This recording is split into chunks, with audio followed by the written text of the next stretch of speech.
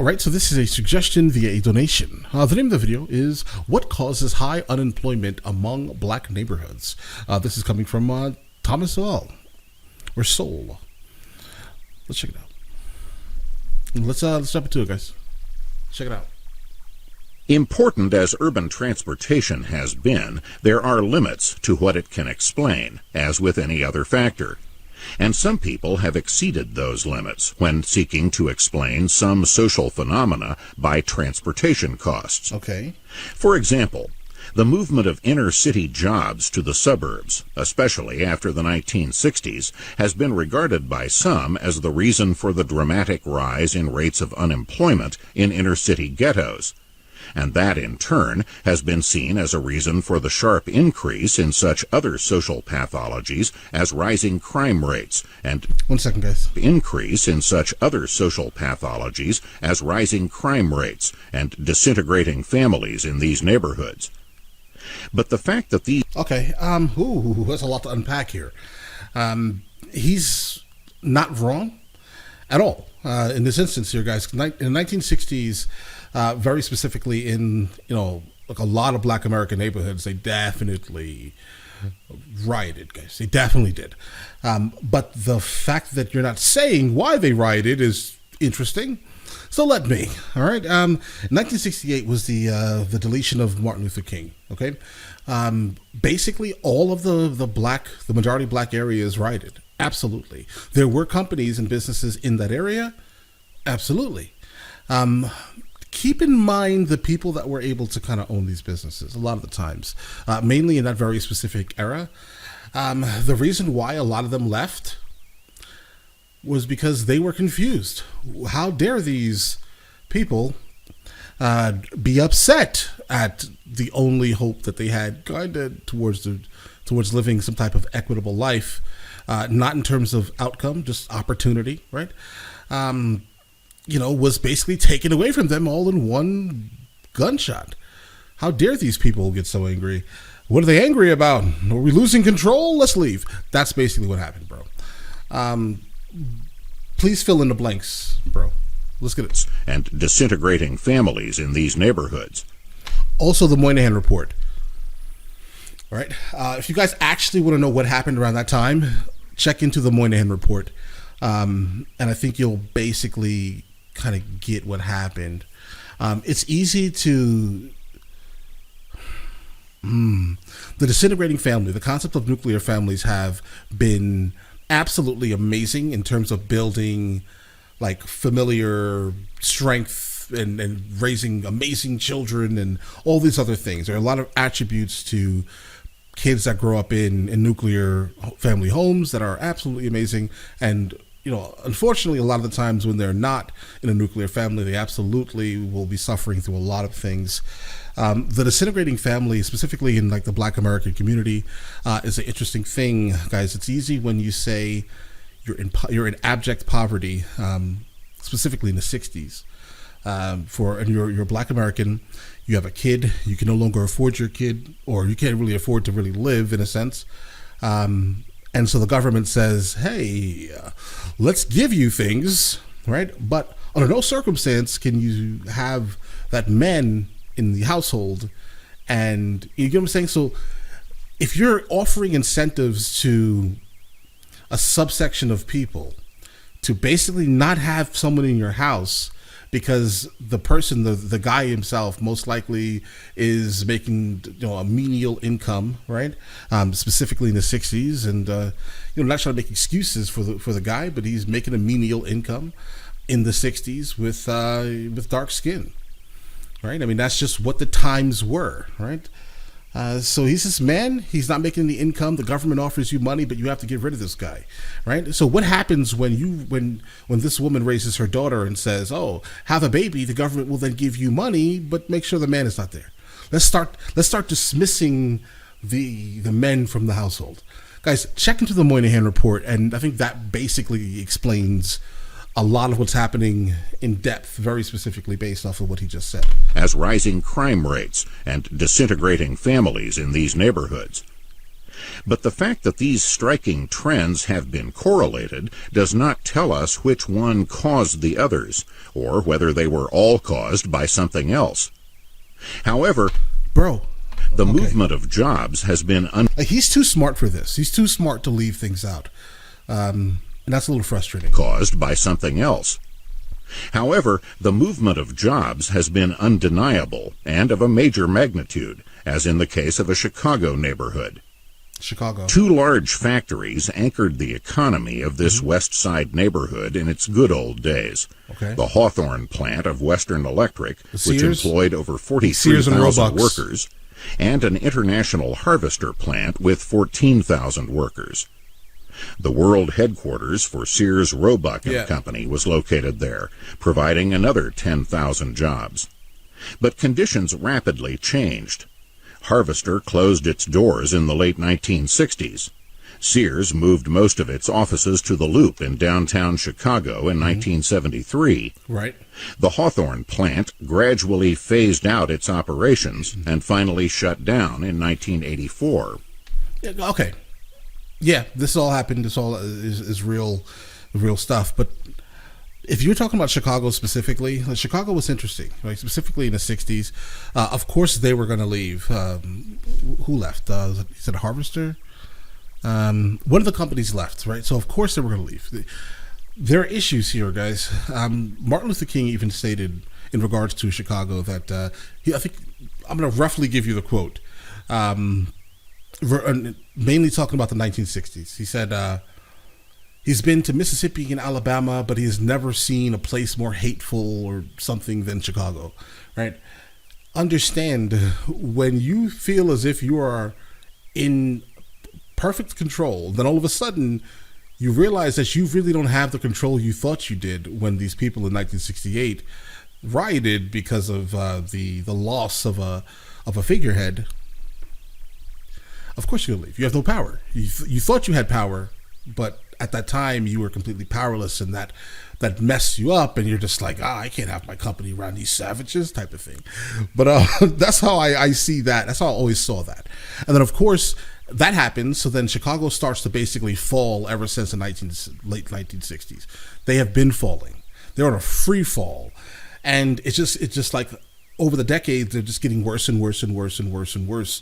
And it all literally stems from all of these gigantic companies leaving in late 68. The only way they would have stayed is if the people that were directly affected by their hope for some type of change, if they were just to be like compliant and be like, oh, okay, then continue going back to work. If they would have never shown that day their power, right, then they'd still be there, guys. From this, some have concluded that the movement of jobs to the suburbs created such high transportation costs in both time and money that these jobs were now beyond the range of most inner-city residents. The resulting economic breakdown in these communities is then blamed for such social breakdowns as a welfare culture with fatherless children and skyrocketing rates of crime and violence. However, businesses and jobs did not leave this neighborhood for no reason. It costs considerable money to relocate operations that employ thousands of people. Moreover, in Chicago, as in other cities, massive movements of businesses out of the inner city followed the urban riots, which swept across the country in the 1960s. I really wish that he would give the context instead of saying like buzzwords. For example, you say urban, you instantly know, you can visualize the overall demographic of people because it's a buzzword now. If he was to say, hey, look, it happened because of this, and this, I would probably be like, you know what? I want to hear more Thomas Sowell. You get what I'm saying here, guys? But the fact is that someone asked me in the comments the other day, what's the problem you have with him? I don't really have a problem with him. I think that he's extremely intelligent. He's extremely articulate, but he leaves things out. And I said this before, and then the first video I watch, he's also not filling in the blanks, guys. It's really hard for me to listen to someone that just speaks so broadly, but doesn't really give context to what he's saying. Because there are a lot of people, seriously, who would just hear this and never even research any more into what's actually being said. And I think that's the danger, in a sense, right? Because if you're not filling in the blanks, no one will ever know. And all they hear is this, right? Say why these things happened in 1968. I'm still waiting for him to mention it, but something tells me that we're not going to get that. Riots, which swept across the country in the 1960s. The Chicago community mentioned above lost an estimated three-quarters of its businesses during the decade of the 1960s.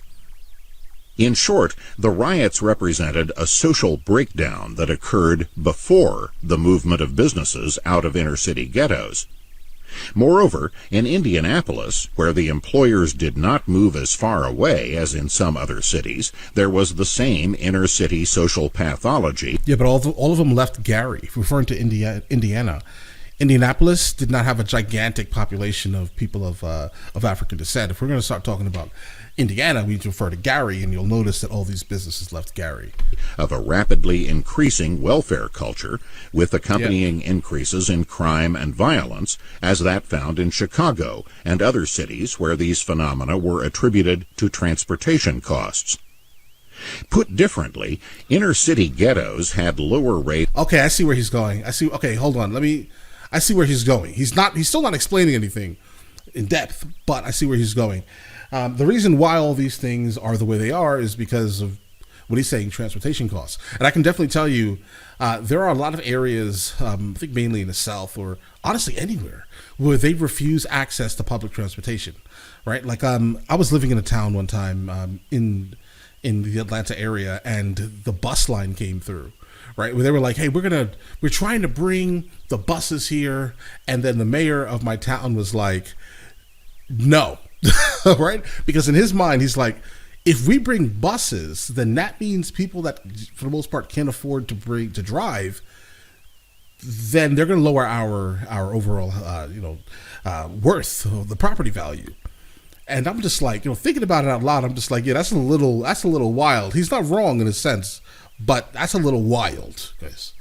And that's kind of what he's saying here. Like, transportation costs are going to be so crazy, and it's also keeping people in those areas that can't afford to leave these areas, further destroying the lives and destroying the family and bringing up crime. He's not wrong. This is why I'm saying he's dangerous. But all right, let's get it. Costs. He's not wrong. Put differently, inner-city ghettos had lower rates of crime and violence, as well as lower unemployment rates, and most black children grew up in two-parent households in an earlier era that was by no means free of racial discrimination. Yeah, this was before, again, the overall welfare state and the Moynihan Report. The reasons for the changes for the worse in inner-city neighborhoods from the 1960s on must be sought elsewhere, because the movement of businesses out of these neighborhoods came after these social breakdowns. Getting the sequence wrong is one of many urban fallacies. Meanwhile, it has become a common sight in many American cities to see immigrants from Latin America gathered at particular places where employers drive by and hire them, taking them to whatever factory, construction site, private home, or other place of employment has a demand for them. In other words, these workers provide no transportation of their own, but still get employed. Usually these are unskilled laborers with low incomes, and the jobs may be temporary for varying amounts of time. But somehow, employer and employee manage to get together. He's not wrong. Again, what's the difference here? I know he absolutely disregards anything that has happened ever in life. He disregards it. It seems, or any ramifications that came from whatever has happened. I'm not someone who makes excuses, guys. Right? There's a culture in the United States of America that is easily one of the most toxic, debaucherous cultures that the world has probably ever seen. Okay, but it was created absolutely by our history. Okay. It just was. Right? A lot of it goes back to that, right? Now, it was being fixed when nuclear families were existing, right? He's right. When the racial disparities were absolutely crazy, referring to like Jim Crow, there were people still succeeding. Fact. Understand there was a turning point when families, women, mainly the women in the households, were offered money to get rid of the father. There was a turning point in the Black American households, right? Absolutely. There was a couple of things happening all around the same time. That very specific money offered type of thing, like child credits and things like that. That's one thing. And then obviously the 1968 riots that were, for the most part, all national. These things happened, and all of these things culminated and created a very toxic society that floods a lot of the urbanized areas in the United States of America. All right. That in return causes just debauchery. If you were to offer these jobs to anyone saying they're unemployed, like in these urban areas, they're going to turn these jobs down. Right. And what is that based off of? Is that like some type of pride, guys? What is it? I always wondered, like, there are jobs, and day laborers are able to kind of work these unskilled labor jobs without any issues. But honestly, it's not just specifically Black Americans. No one really is going to take these jobs, guys. No one. In earlier times, when black workers were poorer than today, and most lived in rural areas where public transportation was seldom available, black labor force participation rates were at least as high as the labor force participation rates of whites. Let me go back again. Let me hear what this man is saying. Transportation was seldom available. Black labor... I'm looking at these people right here. I don't think these were free people. Or if they were, maybe they were first generation out of it, right? So their parents were very specifically, mandated to someone else, let's say, right? So they're coming out of a time. This is a really bad example, guys. The fact that they were in a rural area tells me, again, that I don't know if these people were doing this like on their own. You get what I'm saying here, guys?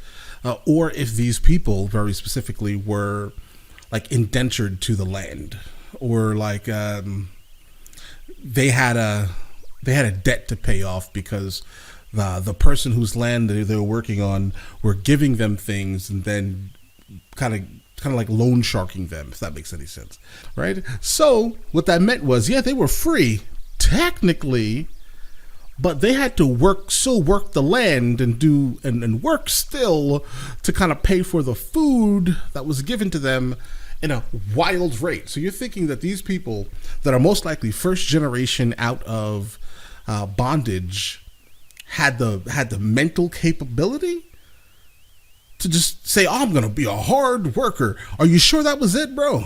Or, again, indentured servitude was absolutely rampant after bondage ended, guys.